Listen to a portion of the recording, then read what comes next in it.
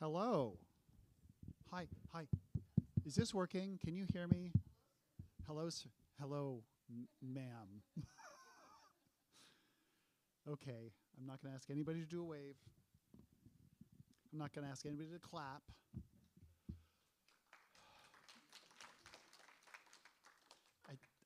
I wasn't really, that's not what I was trying to, anyway. God bless all of you. I love each and every one of you. I'm glad you all are here. I hope you had a great first day. Did we have a good first day? Thumbs up. Stayed cool. Made some fucking great art. Excuse my French. Excusez-moi mon français. Yes, you didn't know that I can speak, or as some would say, butcher French. So, welcome. We have a great event for you tonight. We have with us writer Samiya Bashir. Definitely worth breaking the rules on applause. And artist Liz Collins. Woo! You all are in for a treat because these guys know how to do presentations. I'll tell you right now. Before we start, right? Anybody here last year see Liz or Samiya's presentations? Yes, it was awesome. You're not allowed to say because you're not either. But everyone else can say. I'm going to stop. Okay, housekeeping. Tomorrow, who went to Chandra's talk today? Did you have a good time? Was it good? Was it beneficial? Interesting? Learned some things? That's fair. It's okay. I love her. I can't get enough of her myself, but there we go. It's good. Tomorrow, Laura Shabbat, local artist, beloved member of the FAW community, is going to give her brown bag lunch, which means bring your own lunch. Brown bag presentation on FAWC-related artists in Provincetown. Really great, does a slideshow. She's hilarious. She knows a lot about the arts and cultural history of P-Town. Very interesting, totally voluntary. Do come if you feel like it at 12:30 right here. And on Thursday, Mark Adams is going to be leading a walk through P-Town at 1:30, not 12:30, meeting here on the deck. Mark Adams is an artist and a writer and worked for the Park Service for 30 years. He's a naturalist and a geologist, knows a lot about the cultural and natural history of the Outer Cape, and he will take you on a little walk and share some of that information. It's really cool. Hopefully it won't be 99,000 degrees. Wear a hat, bring some water. Sunblock, that's all my advice. And on Thursday night, what's on Thursday night? Student night, that's right. Woo! This is the last week. I'm going to squeeze as much applause out of this week as I possibly can. I've taken a look at the sign-up sheet. We're off to a good, if modest, start. And I'm loving how the first person has signed up on line 3. Always makes me laugh. Whatever it takes. If you want to sign up on line 7 or line 27, go for it, as long as you signed up. If you have signed up, I applaud your courage in a sort of metaphysical, not literal way. And if you haven't, I strongly encourage you to do so because it will be the best experience of your life.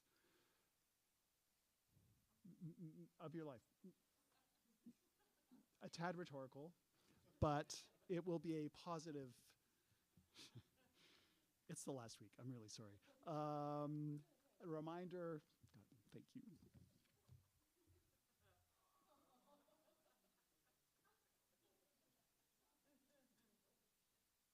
Don't we love Samiya? We do. I do. Remind you about our new honor tax, which we're really proud of. Stickers. She's like staring in disbelief. She's doing this. Kat's like, you have stickers? And she's like, I'm going to get up and get them right now.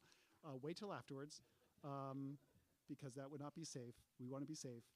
But the stickers are really cool. And they're cheap. They're like $1. Aren't they like $1? 0. That's even less. That's true, I did say that. That was me. Yes, right. They're free. So all the more reason. Okay, I'm going to stop really soon. I'm going to give okay, first thing, gallery. If you haven't checked out the summer exhibition, To Move a Mountain, curated by former FAWC fellow Cody Brown, please do so. You won't be sorry. It's a beautiful show, really great stuff. And also check out the library that's back there somewhere. Also, it's really great stuff back there. I'd like to give a shout out, as I always do, to the Arts Foundation of Cape Cod and the Cape Cod Phi Foundation for so generously supporting our summer public programming. Restrooms are down the hall if you haven't been here.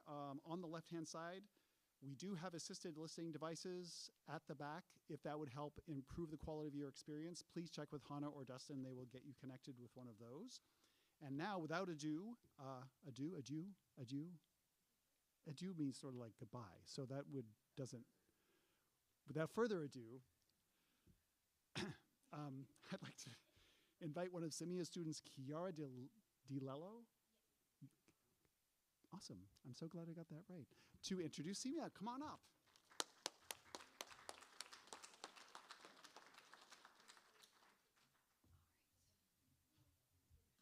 This is just a dry run for Thursday, right? Hi, everyone. All right. Samiya Bashir is a multimedia and multidisciplinary maker of poems, writing, libretti, and art, which is another way of saying she is a conjurer of worlds and an opener of portals, which is what she charged us to do today. I found my way into her workshop this spring during the applications process because I had set out last winter to write a book of poems about culture and lineage and whiteness, and the way forward didn't even begin to open for me until I started letting images and not just words be a part of the work. Professor Bashir's work has been published, performed, installed, printed, exhibited, screened, experienced, and Oxford commoed from Berlin to Dusseldorf, Amsterdam to Accra, Florence to Rome, and all across the United States, and I remained in complete embarrassing ignorance of all of it.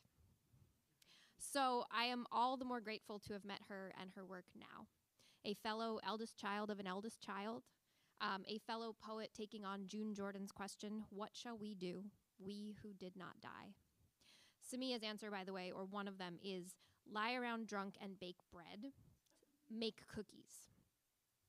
Professor Bashir is the author of 4 books, most recently I Hope This Helps, which is a poetry collection, but also a transliteration of something much greater, like drawing or rendering a 3D shape on 2-dimensional paper. You're never going to get quite the whole thing. I Hope This Helps feels like a survival manual for creators and creative people, an acknowledgement that, quote, we ain't all well, we can't all resist as well as we might, but that art itself in collective, in collaboration, is part of survival. In I Hope This Helps, Samiya has a line that I absolutely loved, which is, I think how it's always a surprise to find myself exactly where I'm supposed to be, how our lives insist on small miracles despite us. And that is really how I feel being here this week. Please join me in welcoming Samiya Bashir.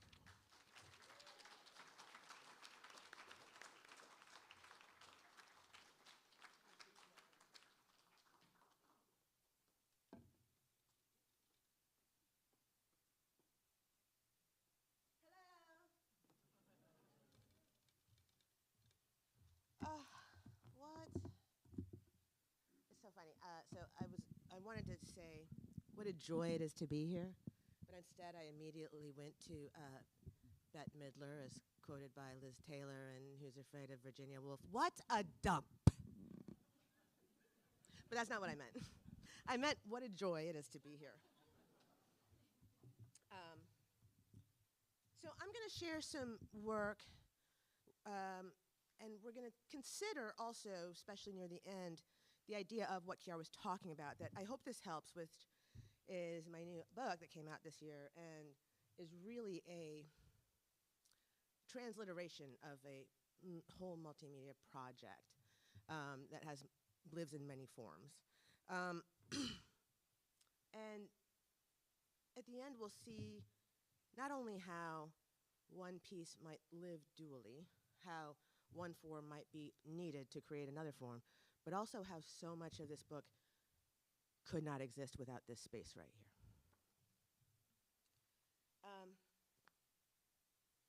So I hope this helps. I open with a poem called Per Aspera,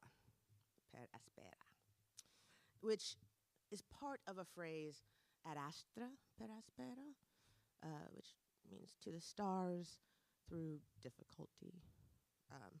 It's like the Nebraska state motto. It's on the moon. I'm going to let the to the stars. Be implied.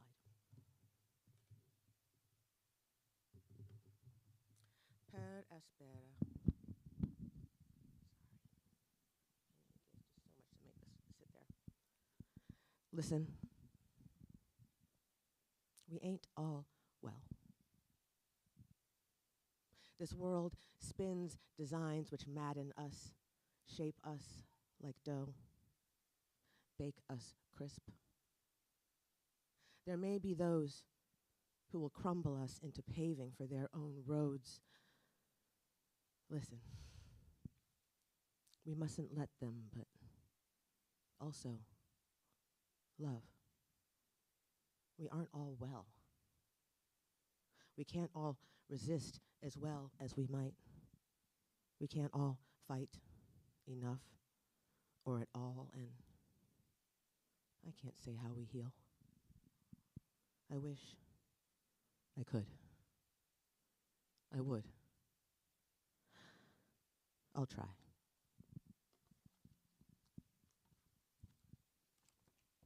So there's a moment in the northwestern forest where Ad Astra came in that way that, like, in our imagination, poems come. It's just like, I have this moment of inspiration and I'm writing a poem, you know. But that's not really how, and then it's a poem and it lives in the world. It's not generally how it works always for me, I think. But that kind of did in a way that was terrifying because, you know, this project is happening and I'm sitting on a log in a wood and this happens and I just was like, oh, fuck. That's the book. I'll try.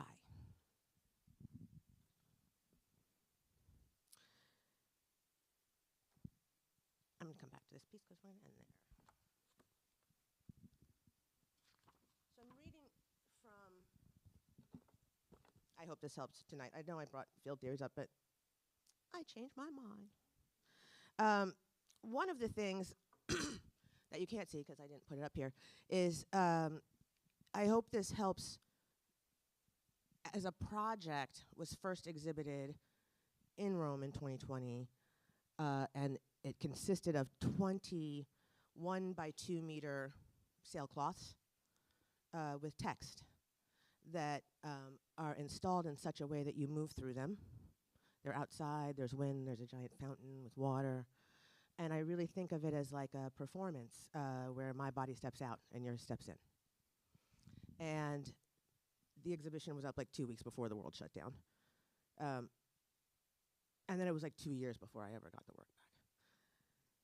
And since then it is shown in New York. It was most recently at the University of Michigan. No, I'm sorry. Oops. Michigan State University. And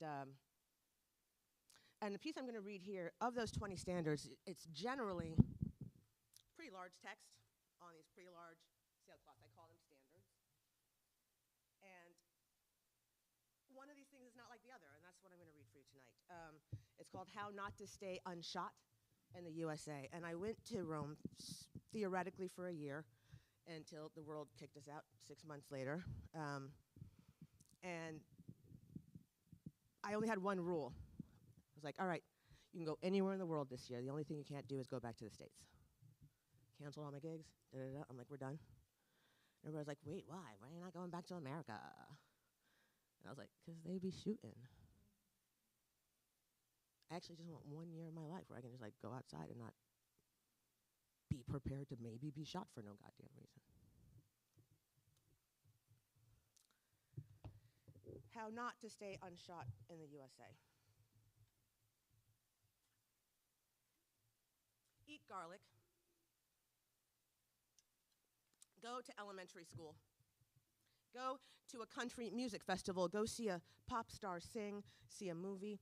I'm great at this. I love to interrupt myself. So one of the things that happened at Michigan State is this piece concerned me, having it hang there, because Michigan State had a mass shooting a few years ago.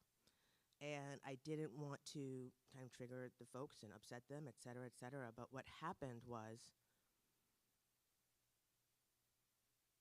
the student like came up to me very like crying and grateful. And the crying, I was terrified. I was like, oh no, what did I do? But what happened was they were like, nobody talks about it. Like, we're just supposed to, like, I was a freshman, and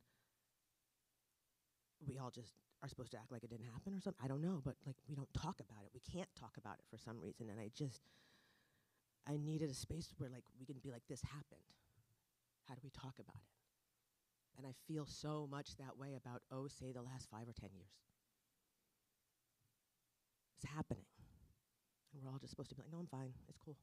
It's cool. But so yeah, I hope this helps. Eat garlic. Go to elementary school, to a country music festival. Go see a pop star sing. See a movie. Teach creative writing. Play loud music on car speakers, but black. Attend middle school. Ask someone about the loud music coming from their car speakers, i.e. black. Swim, but black. Lay about a pool, not swimming, but black. Shop, be black. But that's not new. Be white. Be at home. Be in high school. Be from the States. Be from anywhere else. Go to temple. Play outside. Play inside. Have a gun. Have Bible study. Don't have a gun.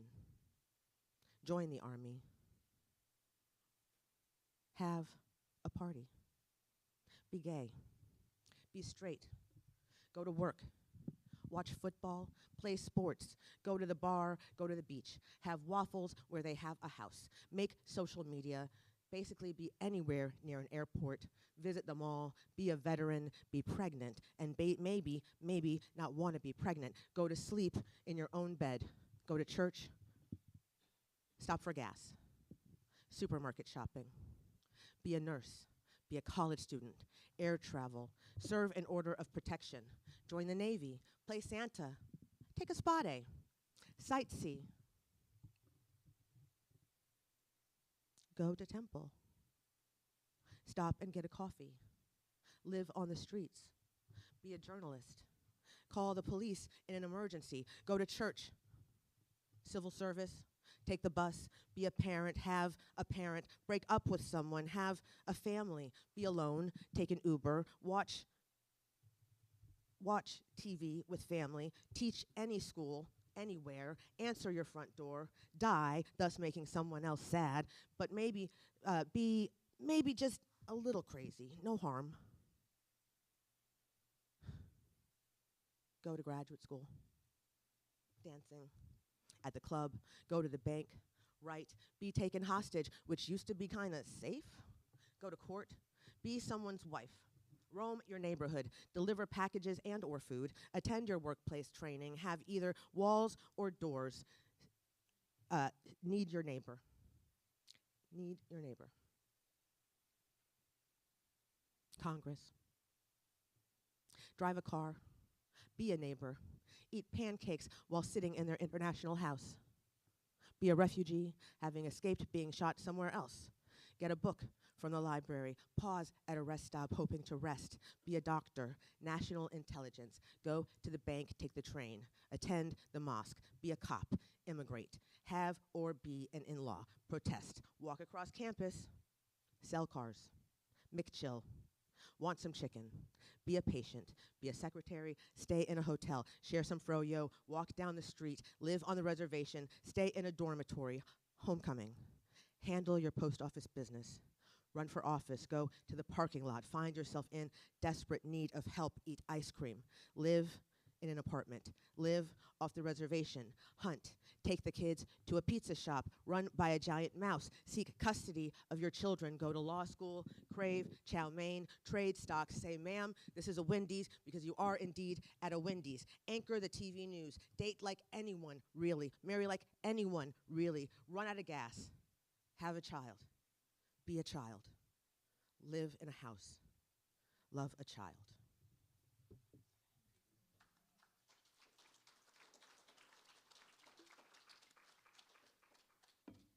So if you don't do any of those things, I think you're good. That's the idea. Yeah. And there's something about this. When I say one of these is different, like this text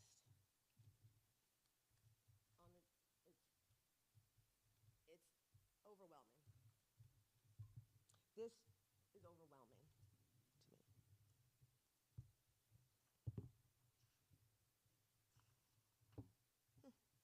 Yes, I'll read this because Chiara mentioned it. There's a lot of in the last, I mean, this book is a lot of the last, basically the last 5-10 years.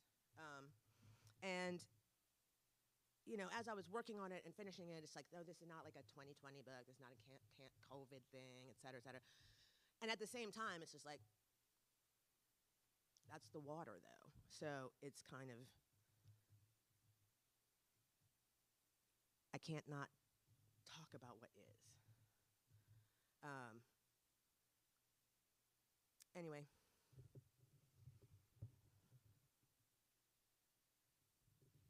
I was here after we had to leave Rome. I landed in Truro, where I was for a year and a half. Locking down, baby. And it was transformative. Some days of wine and pastry. Blah, blah, blah, there was a plague. Again. Gwen called it better than the alternative, to live. You'd never know, so many of us do, despite ourselves.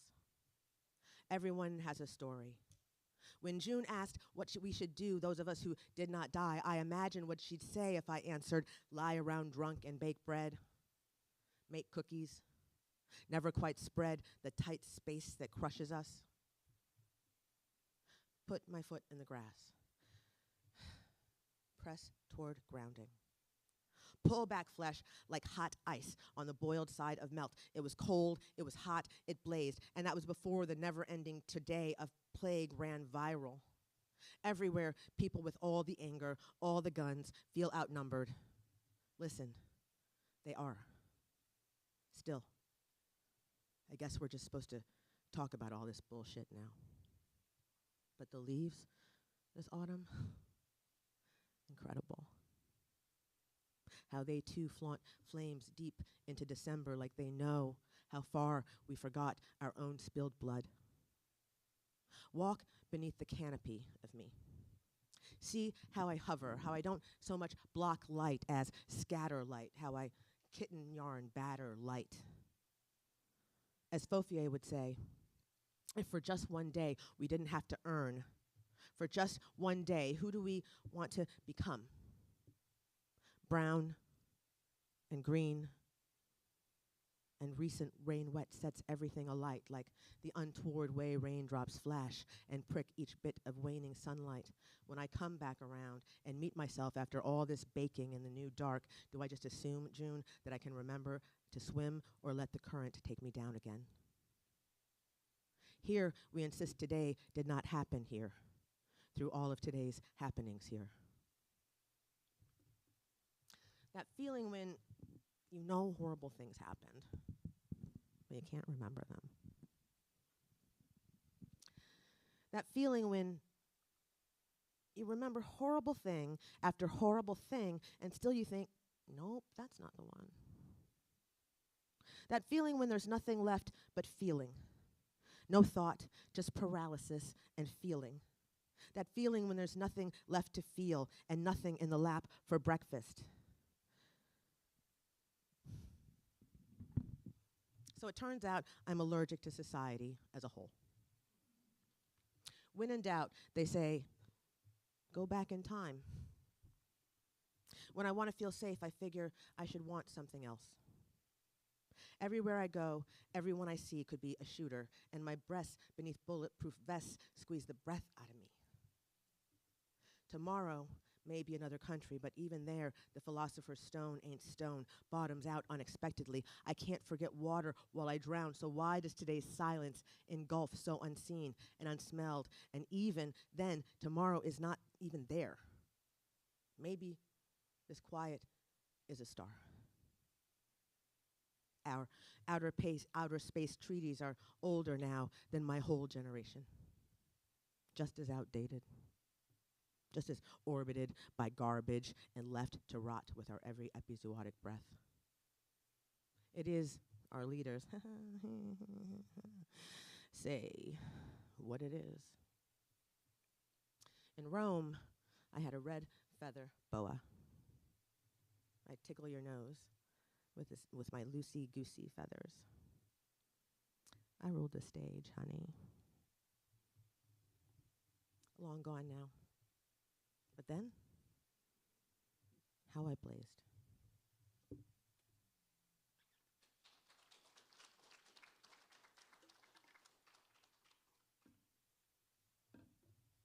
So in the summer of 2019, I was here.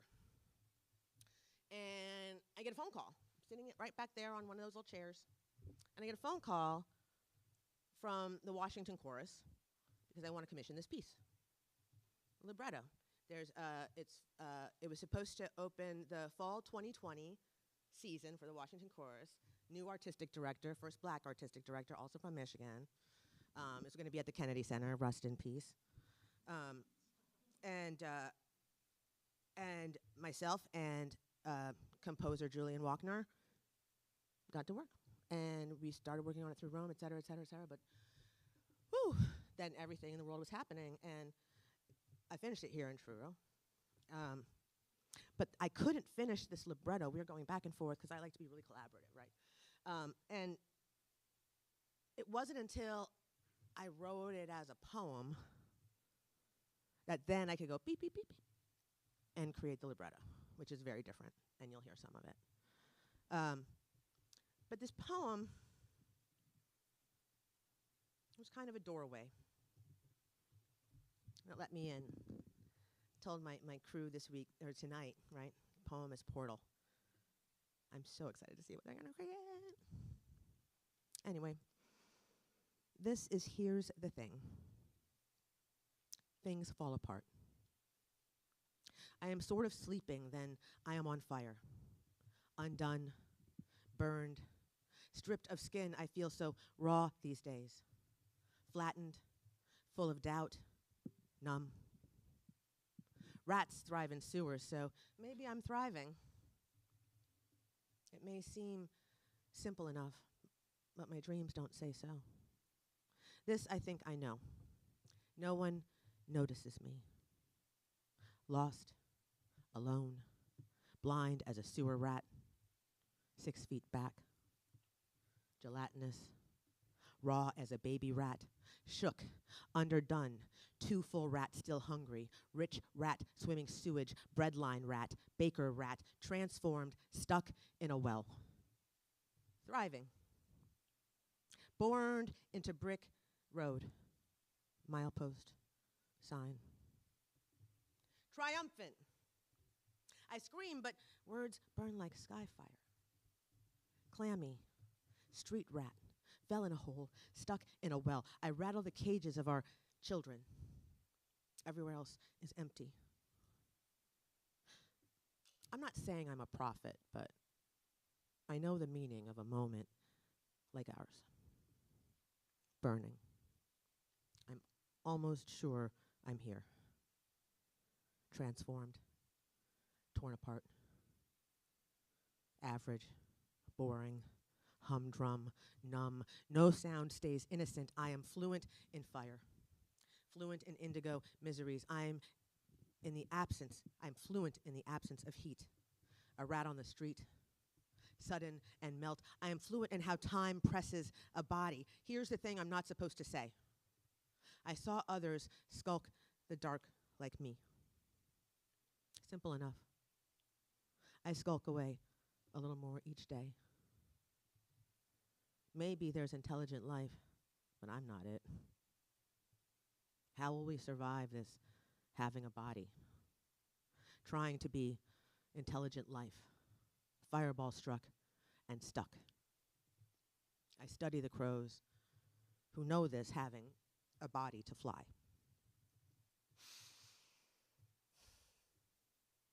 Almost a dream.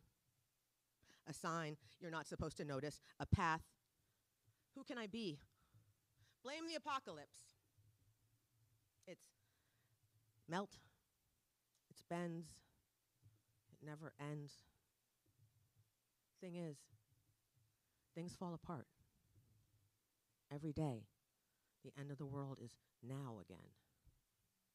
Normal. I burn.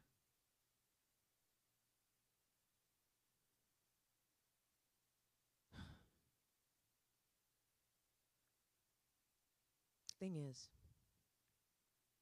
things fall apart. Every day, the end of the world is now again. Normal. I burn and remember having a body, how it feels. Cold. If I hold no beauty in this slapdash world, then tuck me away from the heat of the day. Alone, I burn. Blame the humdrum numbness of the end of the world. Listen for the wind. Intelligent life, where is it? No sound in innocent means. Root. Way. I am not saying I'm a prophet, but I always travel slightly singed. Pressed by time. 6 feet back, I find the me who's tall as a gum tree. The me with the copper hair. Causeway me. Opening. Expanse. Eyes open, heart full of doubt. I strike my fireballs and burn. Sort of dreaming. Now volcano, now oil-slicked river. Stripped of skin, fluent in the press of time. Body clammed, voice raw and syrup stripped. Eyes open, sewer rat, thriving. No sound stays innocent. Rats. Normal? Do I know that word? Did I ever? Is it normal to hang from a tree? Is normal inability to breathe? Are normal these panic attacks? Does normal stand whole bodies back, tucked away from the heat of the day? I listen for how to survive this body. Face twisted, slightly singed, fueled by my own crisp flames, condemned. I know the meaning of a moment, but here's the thing. Am I intelligent life? How could I tell? The crows know. I know I'm not Rhode, I'm doorway. And when things fall apart again, I'll be here, my rectangular shade of blue. I'm not supposed to talk about transformation, though. Not the me with the hollow cheeks, the me with the blood-red stride, fluent in the need to dance, me with moles in 14 places here, having a body, me with 3 nose rings, normal, I grasp for a branch, normal, I thrive, gutter rat, me with the war wounds, the burning quiet of stars. The crows know. Who else can I be? So, thank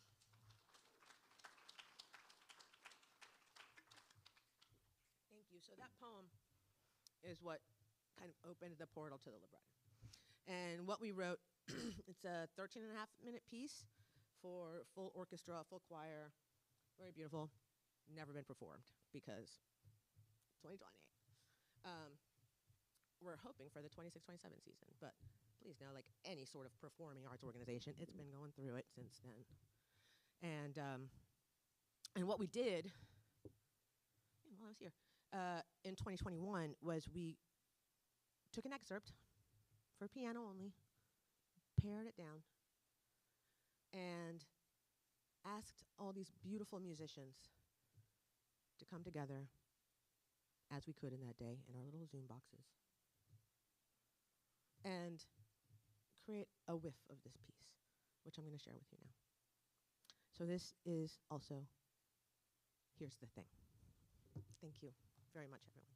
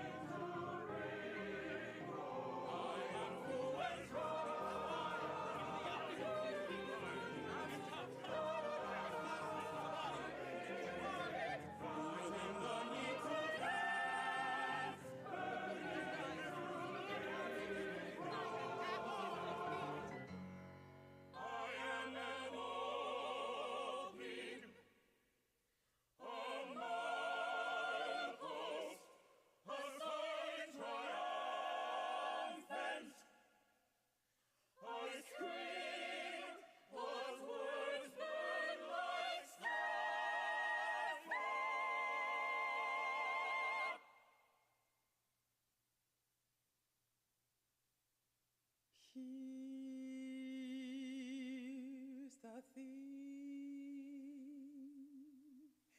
Here's the thing I'm not supposed to say. And still I decide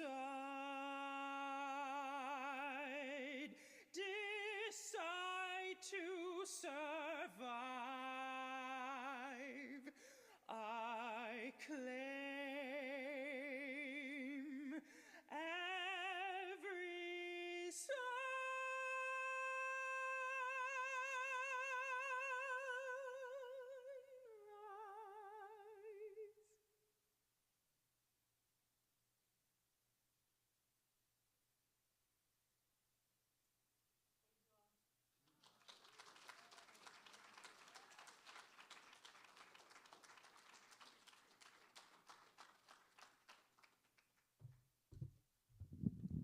Wow, we need some more applause for Samiya Bashir.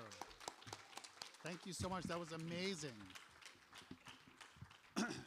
Thank you. And now I'd like to invite up one of Liz's students, Jim Jack. I was so close. I was going to get it. To introduce Liz Collin. Please come to the stage.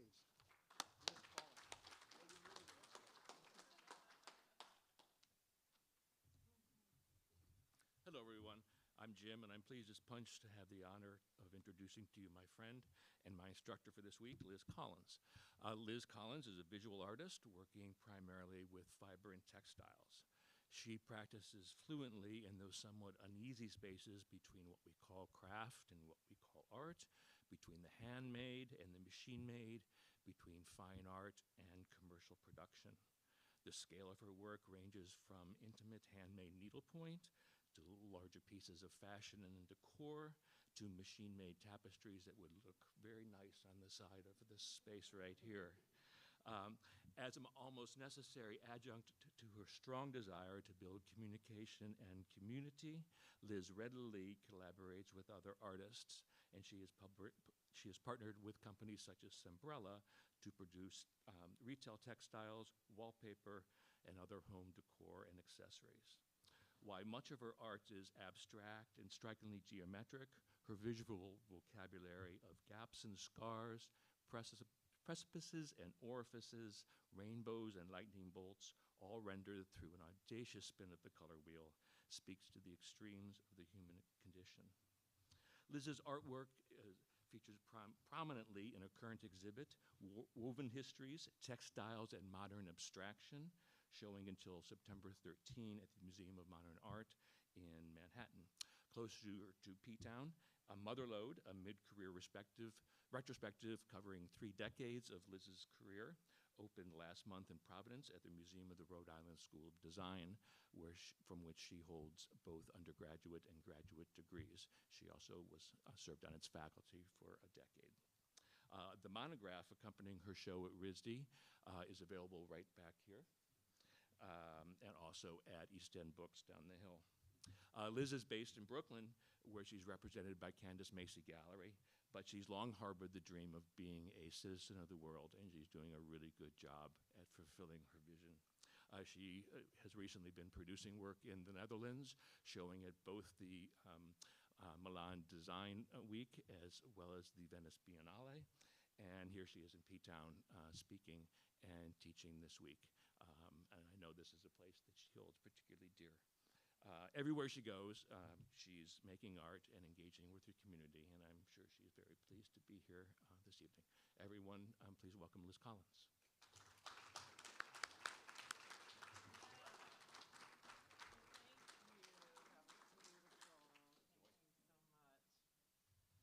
Okay. Can the lights go down anymore so the colors are brighter here? Thank you. Wow. Samiya, you're a tough act to follow. I'm like that's why I started walking up here when the video was starting, because I was like in a trance from that reading. I even wrote down a bunch of quotes, so if we have time to sit down, and I'll just read them back to you. Oh, okay, we're already I have this on a timer to keep me on time. I'm not good at multitasking, advancing images, so this is my system. So what I thought I would do for this presentation is give you a tour through this exhibition that Jim mentioned just opened in Providence at the RISD Museum. It's called Motherlode, and as he said, it's a mid-career retrospective. So I thought, you know, maybe some of you will go, some of you have already gone, but some of you may not. And so I wanted to show you what this show is, since it's so fresh and it encompasses so much of my work. So we're starting with entering the museum from the Benefit Street entrance, where there's a wonderful cafe that is always busy. And I kind of at the last minute was like, I'm going to make something for this too. I did kind of a big space grab in the museum, and so I'm happy to say I have 7 spaces total in the RISD Museum, including that cafe. This is one of the main entrances of the show, the first kind of room where you see the wall text, the kind of intro wall text. What I'm showing you in this is a very general kind of overview, and I guess there's, you know, a side message there that if you see works that you're really drawn to, go to the show, and then you can look up close at them and you can read about them. So really, this is just, you know, these shots are like installation shots of this exhibition, which is something I don't usually do in presentations. Usually I'm showing the works. I mean, I think this is one of the images where you just see one piece. There are a few. And this piece is called Unreachable, and it's a sequel to another piece I made called The Promised Land, where I used these same panels of fabric, but I had them in a very different kind of presentation. And that's something I typically do with this kind of versatile work. You know, Annie Albers said that the textile was a pliable plane, you know, and I think of that in terms of image making. Like here on the left, these are works on paper. And a lot of my image making comes first from drawing.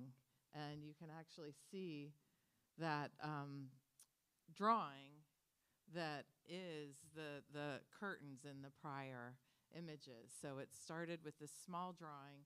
I might do a drawing like that drawing I did in 2014, and I was in Zagreb, as Jim said. I'm, you know, world citizen aspiring, and I travel a lot and do projects all over the world. And so I was doing this drawing, not of mountains I was looking at in Zagreb, Croatia, but I was in Zagreb, and I had gone there through Italy where there were mountains. You know, I saw tons of mountains from the plain, and so mountains were on my mind. They're a persistent theme for me. So I did the drawing, and that was in, I think, 2013 or 14, and years later I'm using the same image to produce fabric, and then that fabric might stay in my kind of conversation of making for years after.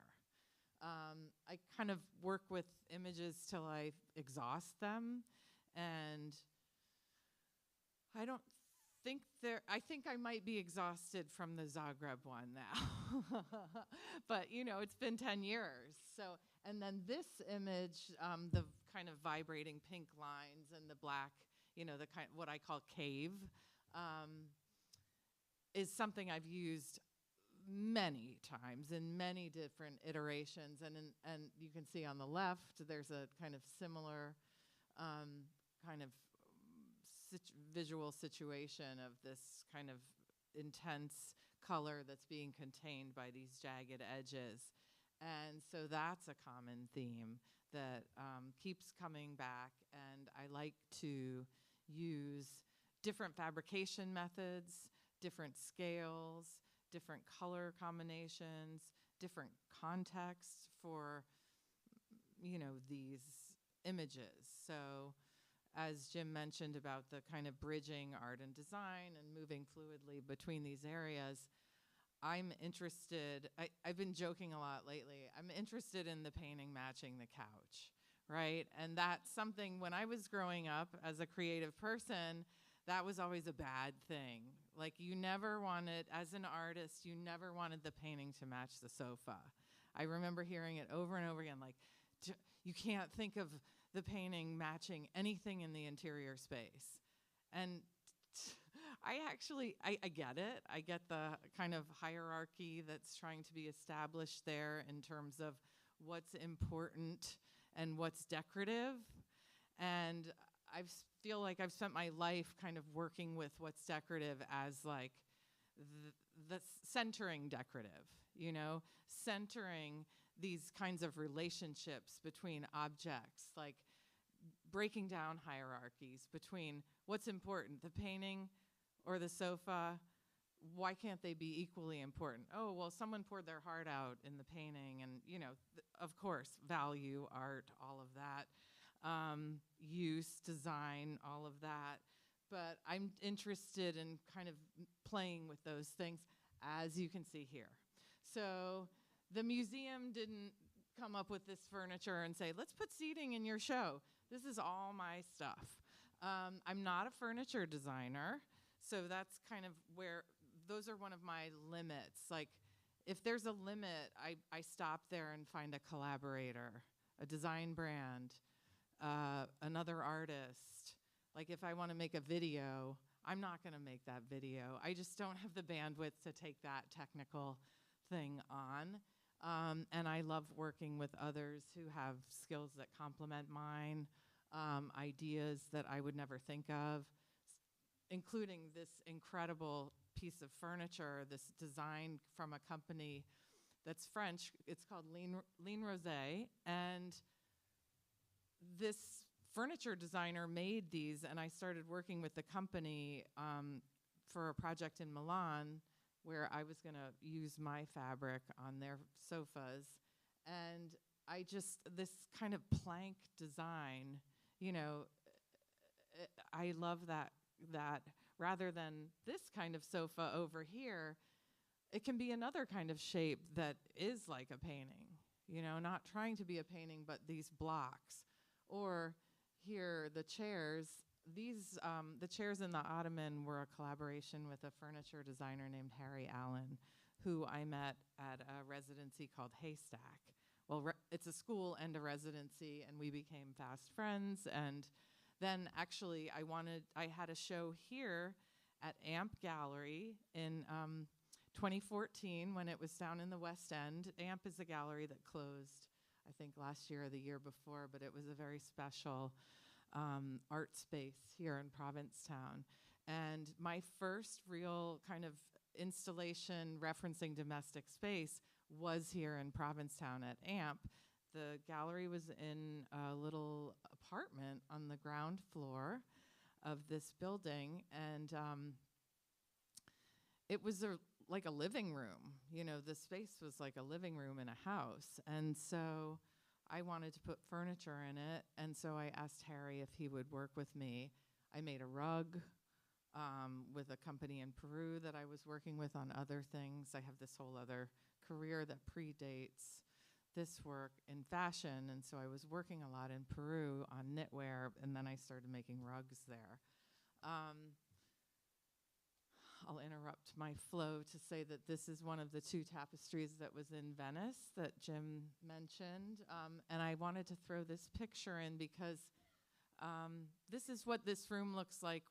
I don't know, you know, this is what it looked like at the opening, and I love looking at the install shots, but there was so much incredible energy at this opening, and I love like seeing the work come alive with the bodies in the room. It's a vital part of it for me, that kind of engagement. So there was a little blip of that night, which was very special. So this room, so we just did the big room, which I think of as kind of the mother lode room in the space. And then we move into this room, which is documents my project that I did over 11 years called Knitting Nation. And it was a performance installation project that was a kind of live labor production. And I did, you can see a video here of one that I did at ICA Boston during a show that a wonderful friend of Falk curated, Helen Molesworth. So Helen curated this incredible show called Dance Draw when she was at ICA Boston. And so I did 2 different iterations of this project there. And so the video of those and many other iterations is in this room, along with a couple of the pieces that were generated with the manual knitting machines.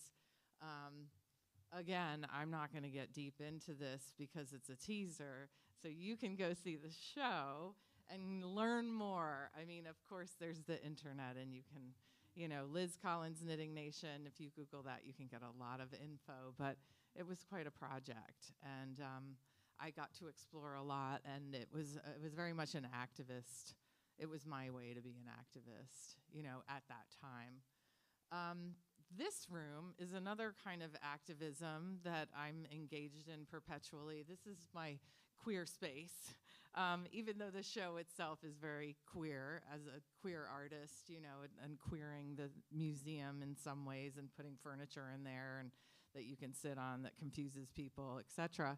But this room was specifically done with a group of students from the school, from RISD. I invited a group of students to work with me to curate this space with queer identified artists who had some kind of affiliation to RISD.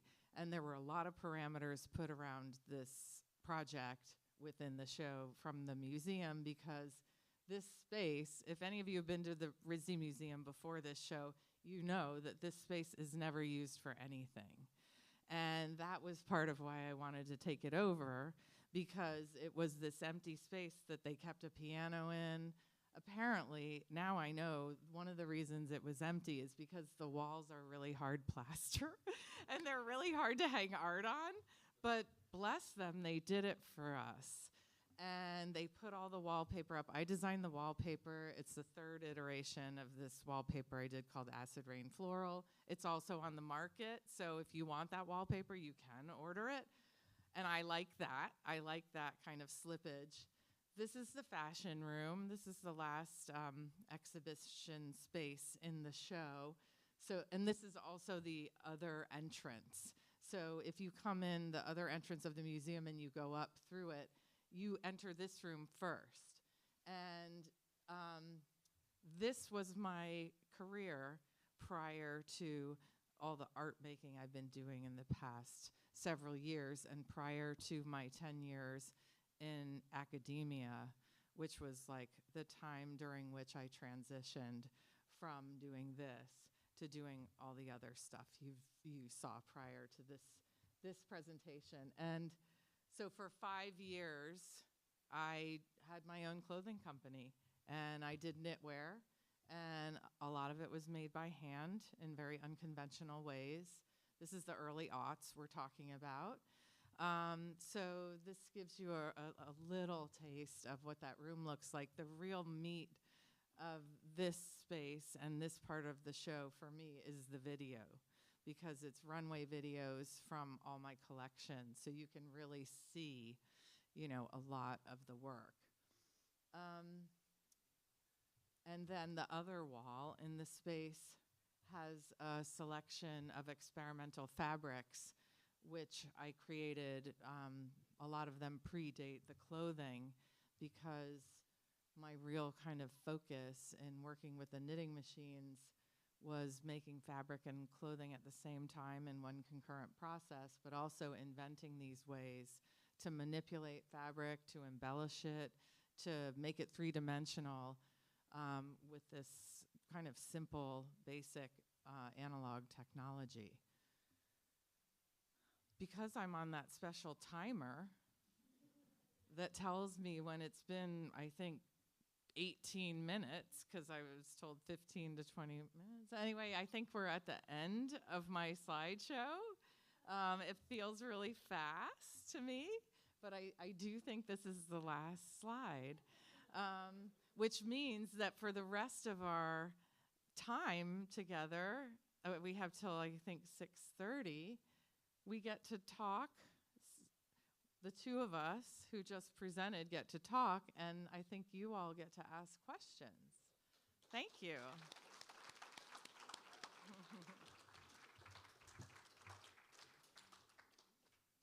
Good. Thanks. Wasn't that a perfect time? Big hand for Liz Collins. Beautiful work. Thank you. And now advice Simi. Yeah, have a seat. We're going to do a Q&A. As Liz mentioned,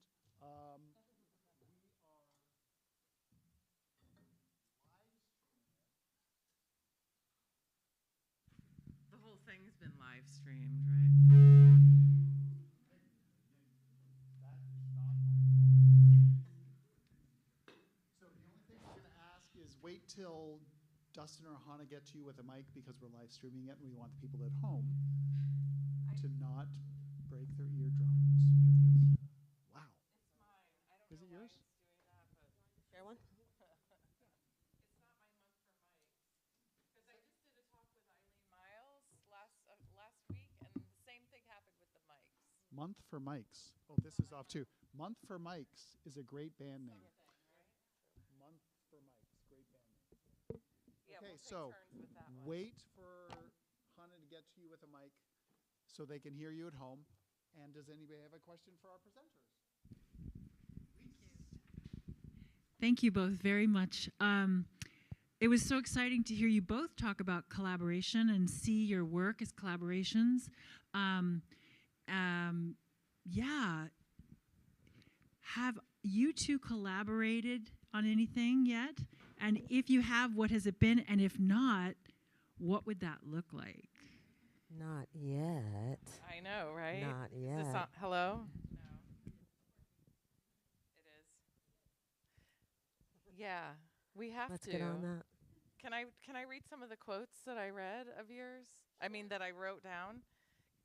Already collaborating. Thank you. I love it. Yeah, because these, I mean, this happened to me last year where the person I did the talk with, Deborah Taffa, we were vibing so hard together, and like it was magical that like we were paired. I think that happens at FOC every week, right? You pair the people and then they have something magical between them. And I really felt a lot of the things you said I really relate to, and kind of the like writing / making this work that's all about just being alive. Yeah. Is it working, or am I just projecting really well? Oh, okay. This feels like it's more real. So I'll just read the quotes and then you can say what you think. Because I'm open to collaboration. I'm going to buy this book. This is one of my first things that's going to happen. But these things, fluent in fire, I mean, what? And humdrum numbness of the end of the world. Wow. The National Guard's going to D.C. right now. It's fine. Oh, I know. I heard that. Slightly singed. I mean, there were so many conditions that these phrases of conditions of being that were so relatable. I mean, of course, they're human conditions, but the imagery was so vivid to me and so connected to things I think about and feel. And of course, I claim every sunrise. I mean, that's just incredible poetry. Who wouldn't want to collaborate with someone who writes that? Yes. Yeah. Thank you. Wow. Yeah. Well, and I throw it right back because, I'm enamored. This is my second summer here with Liz. Enamored with these textiles. I'm going to RISD, see the show, but also, please, the catalog is beautiful. But like, I also, the thing about collaboration, right, which is so key and important to me, right? I love it in every possible way. One of the things I love about working with composers and musicians is this kind of meld of language, right? Like I'm writing textual language and they're creating musical language, and then together they become this whole third language that is a whole other thing that is wildly different than what either of us could do by ourselves. And one of the things is, like, I'm a poet, so when I'm even writing, I'm hearing the music. I write opera, I'm hearing the music. But then when the music comes, it's always wildly different than anything I imagined. And also perfect. You know what I mean? And also beautifully melted. And I love that. I'm thinking, if I can ask a question real quick too, a lot about like that space, like the knitwear, right? The furniture, like this idea, as you said, of like, I mean, I'm not gonna make the video, but blah, blah, blah, right? But that doesn't mean a video isn't needed. So how do I find the people that can do what I don't do or what I can't do, or also bring something that I couldn't even imagine to this? Now you've got furniture out in the world. Now you've got these beautiful things, and I'm curious how that felt. Like, I really loved what you said about like, I'm gonna center decoration, and now what? How does it feel to have those other collaborators? Well, I think have moved through in the aughts that space of kind of like, I'm creating pieces that I'm selling into the world that are on people's bodies, or et cetera, and then coming back to these huge, beautiful tapestries. Oh, thanks. Yeah, it feels like a natural progression to me. It was a very organic evolution. My mom's in the audience, and she can testify to every phase along the way. That there was this kind of shift I felt away from putting things immediately on the body into space being like a body. Which creates way more access for humans to engage with the work. Clothing is a very intimate thing. It's a very specific thing. It's a very niche thing. I mean, I was making expensive garments that not everybody could buy or own. And, you know, dealing with all kinds of technical and kind of use requirements. I'm interested in those kinds of requirements, but as far as having like my core career of creative expression be dictated by some of those requirements, it was too limiting. And so to open up and have space be, and actually the Knitting Nation project and shows like Helen Molesworth's show that I mentioned were real catalysts for me in terms of moving the knit material, the knit process away from the body and into space. It was like talking about clothing, talking about making clothing, talking about making fabric, laying bare that process, but then engaging with space as a container. Yeah. Excellent, thank you.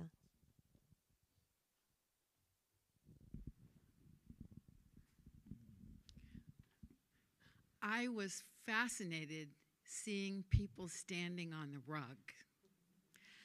I have been to gallery after gallery after gallery, and it's always don't touch, stay 3 feet away, don't sit on the furniture.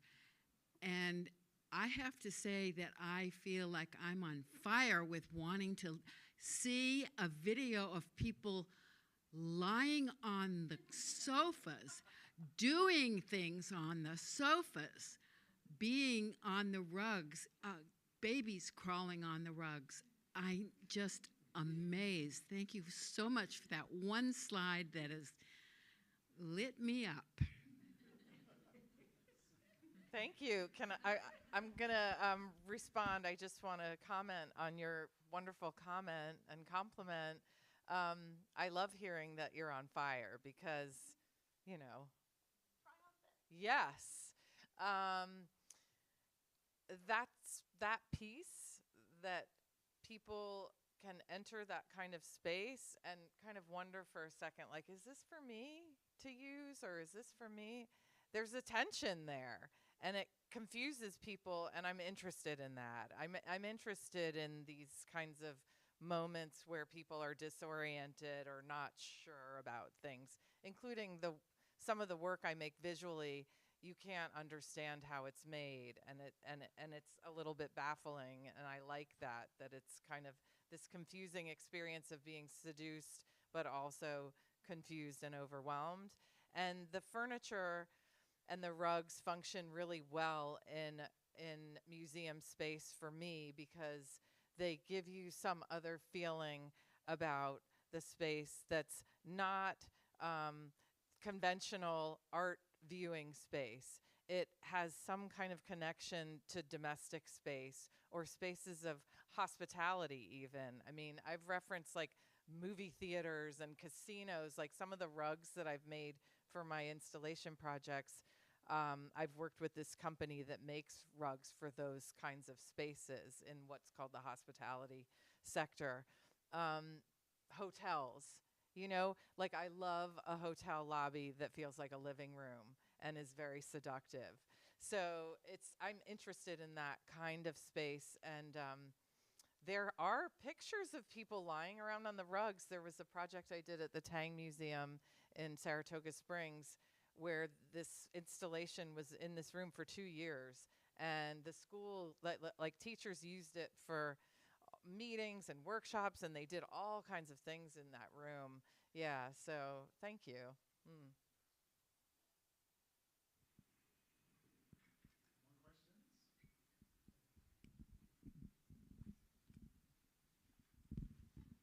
Hi, thank you both. I'm curious because I just looking at the form, Samiya's of yours, how not to stay unshot in the USA, just reads like this wall of memorial, could be multitude of different perspectives. And I know you talked about, Liz, in terms of how you came up with the form of the tapestry, the textile that came in first. So I was very curious from the both of you in different ways you can answer on how your pieces come together in terms of form. What dictates it? What is kind of coming in first? And that first notion of whether it's inspiration, idea, thought, and how that process comes to that, whatever that may feel like a completion. Okay. I just talked. So. I mean, so as I said, this first, it was clear when I wrote it that this was a part of the installation as well, even though it's wildly different than everything else in the installation. You know, we're talking about huge text on huge sailcloth, and this, it's very, like you have to walk up to read it all, you know. And the title, because the others aren't titled in the same way, I've done by hand rather than printed. And then there are kind of red acrylic handprints that are involved. There's a lot of touch involved with that piece. And it begs for an intimacy. Again, you have to come close.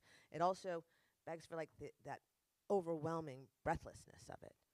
You know, when I said my one rule was you can't go back to the States because they'd be shooting. Like I don't even remember which 7 things had just happened before I went there. Was it the country music show? Was it the garlic thing? Was it, I don't know. You know, it's everything. You know, there's another piece in here where I reference, you know, the idea of like school shootings and, you know, colleges. They're always creative writing students for some reason. But you know, that space of like, I just remember getting these emails all the time. So we had to like, you know, what to do in case of an active shooter. Right now we have to have it's like a fire alarm test, but for shooters, you know? And it's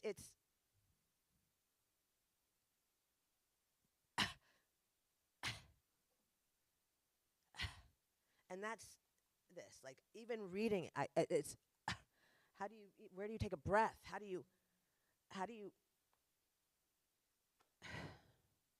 so that's the form driving, you know? It's like there's got to be the space. It's just like, this is not a proclamation.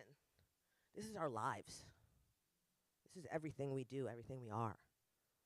And not just this amorphous we, right? But like you and me, and you, and you, and you, and me, and you. Like actually. And that closeness is required there.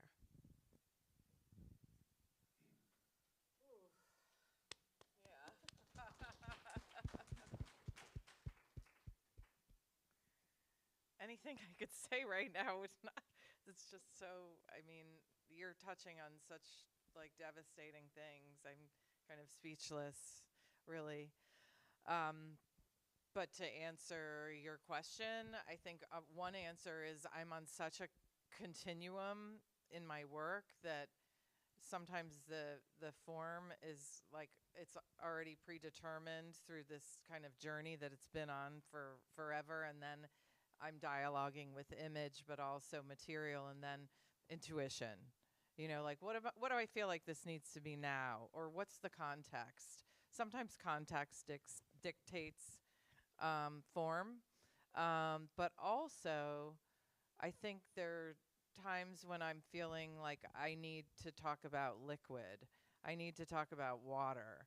Water and mountains, like they're these landscape things, but also water as power. I'm kind of obsessed with like the means that create, you know, electricity, like water power, how electricity gets carried through space, different kinds of ideas, and like, what does electricity look like? What does energy look like? Those kinds of questions in the abstract are like swirling through my mind a lot.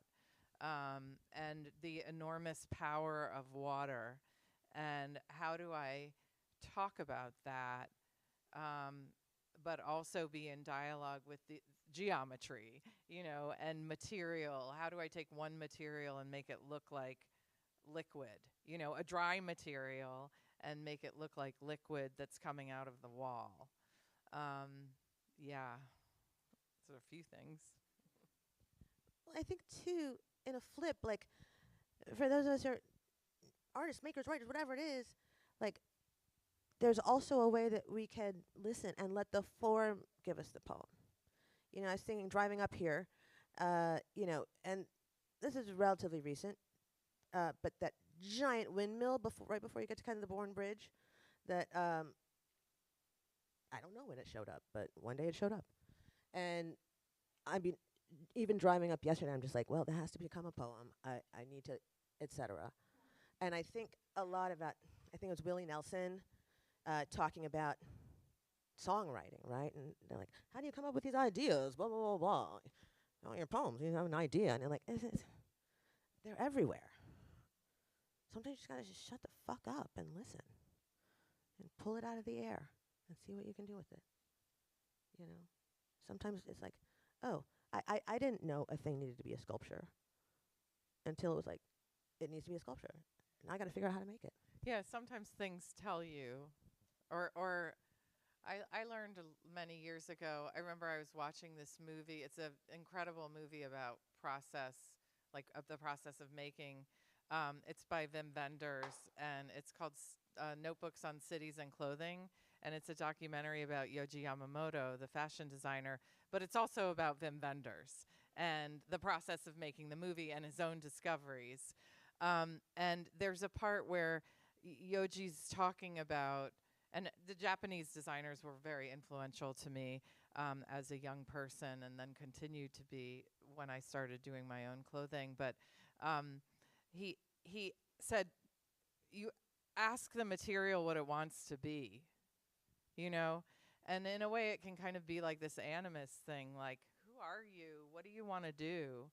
You tell me, you know? I think that can sometimes dictate form. Like, all of these gushing yarn things started from this funny place of craving liquid, but also the yarn just wanted to be, like, just to fall and not be made into anything, you know? It wanted to just be what it was. So I had to figure out ways to contain it or to organize it. Mm-hmm. Well, and that's the thing, too. I mean, I think so much, at least in my thinking about this, is also just kind of like, there's a sense of being of service, you know? It's like kind of like, how can I help you become, you know?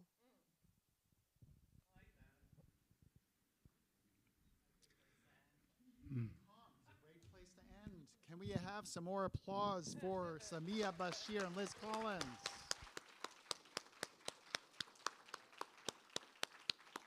Samiya and Liz both have books in the back, so check them out in the back. They'll might even be signing them at this table over here. And be sure to come back tomorrow when we're going to hear from poet Jessica Jacobs and artist Mark Adams, who I saw sneak out. Have a great night. Thank you, everyone.